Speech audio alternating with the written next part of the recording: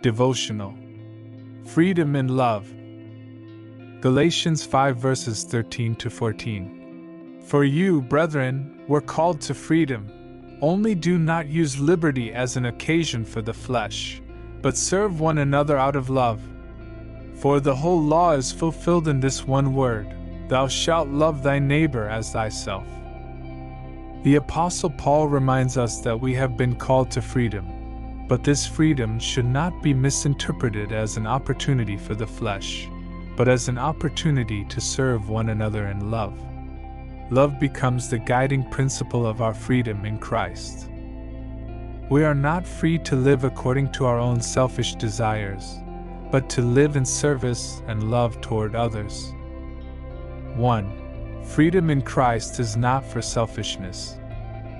The freedom Christ gives us is not a license to act selfishly, but an opportunity to live according to His will.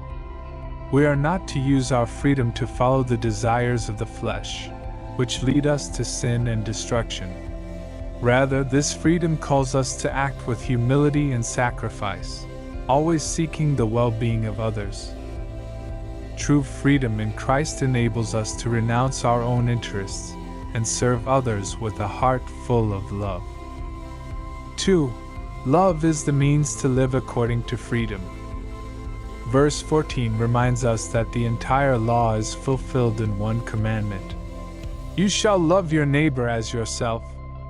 This commandment, which is the foundation of our Christian life, shows us that the freedom Christ gave us is not to live individualistically, but to relate healthily and lovingly to others.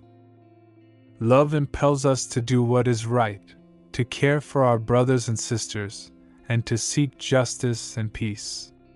There is no greater evidence of our freedom in Christ than when we choose to love and serve others. 3. Love is not optional, it is a command. The freedom we have received from Christ does not give us the right to live without responsibility. True freedom is in loving others and putting their needs above our own. Paul emphasizes that this love is not an option, but a command for all believers. Love should be the distinguishing characteristic of our Christian life, and it is the standard by which we are called to live. By living according to love, we show the world the character of Christ and fulfill God's law. Practical applications. 1. Reflect on your freedom in Christ. Ask yourself how you are using the freedom you have in Christ. Is your life oriented towards service and love for others or towards selfishness? 2. Serve others with love. Look for concrete ways to serve your neighbor. Whether it's through a kind action, a word of encouragement, or an act of generosity, demonstrate Christ's love in your life. 3. Love unconditionally. Remember that love is not just a feeling, but an action.